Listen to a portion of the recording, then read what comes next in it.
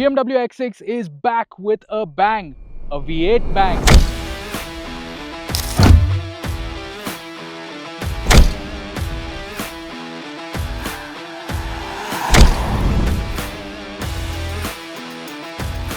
You see, when the X6 was last on sale in India back in 2023, it came with the B58 inline-6 engine. A very nice engine, we love it in the M340i.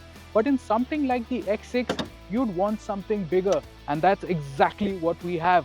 Meet the M60i, 4.4 litre V8, 530 horsepower, 750 Nm of torque. Enough talking, I need to get behind the wheel. Let's start off with a quick launch. I'm putting it in Sport Plus mode, left foot on the brake, right foot on the gas. Whoa! The kick off the line is intense. The X-Drive helps it hook up and just fly.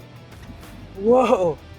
BMW says 0 to 100 comes up in 4.3 seconds, and I believe them. I definitely believe them. Later in the day, we hooked up our V-Box and clocked an even quicker time of 4.11 seconds. Rolling acceleration is also rapid, taking little over 3 seconds to go from 40 to 100. And it's not just from a standstill. At any speed, this V8 delivers effortless performance. Huge gobs of torque. Flex your foot for an overtake. Whoa! And this just surges forward. Man, this is addictive.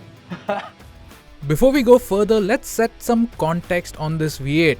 Internally, it's called the S68 and features a 48-volt mild hybrid system. In different configurations, it powers everything from the X6M competition to the Defender Octa. Here it makes 530 horsepower and 750 Nm, which is 95 horsepower less than it does in the full-blown M comp. The M60i then is to the X6M what the Audi SQ8 is to the RSQ8. And just like that SQ8, there is a duality to this M60i. Put it back in comfort mode and it really calms down, it settles down nicely, and you could really cover continents in this car, cover huge distances and come out fresh at the end of the day. It strikes a great balance between performance and everyday usability. At low speeds, the engine feels silky smooth and the V8 soundtrack remains subdued. But even when you're just cruising about, there's always that sensation that you're behind the wheel of something very special. It feels like there are reserves of power and you're just tickling the surface. The big giveaway is the sound. Even at low revs in comfort mode, you hear this distant woof coming from under the bonnet. It's a nice, deep, bass-heavy sound. But if you put it in sport mode, that changes to a big-chested rumble.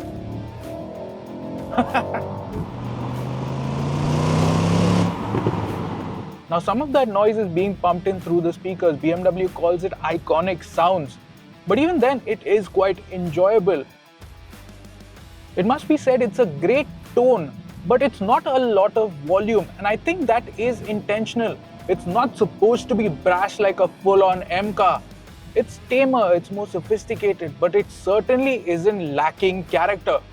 The M60 gets a lot of M-specific hardware, like M suspension, with bespoke springs and dampers, M Sport differential, M Sport brakes, and active rear steering.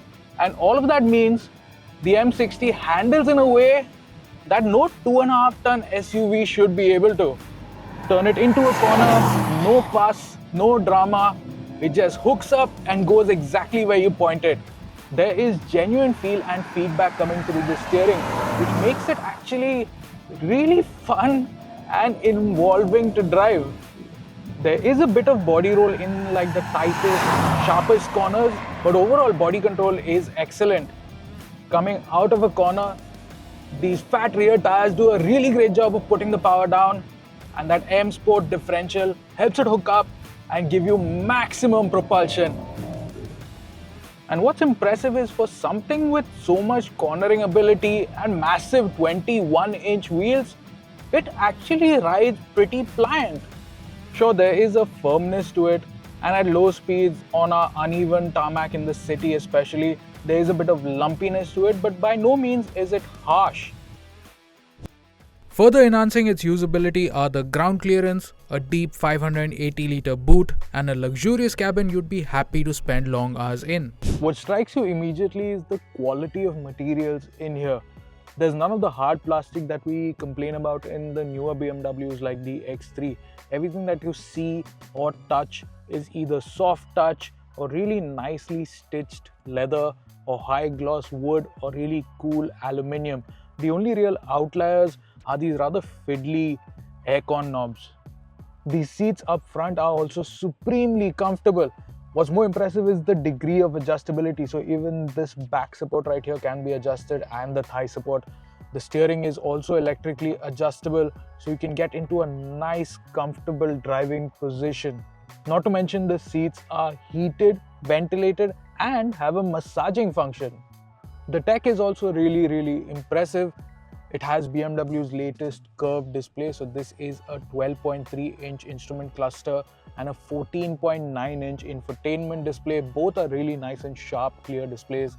The instrument cluster is very customizable, and the infotainment screen is very quick to use, very snappy, quite logically laid out.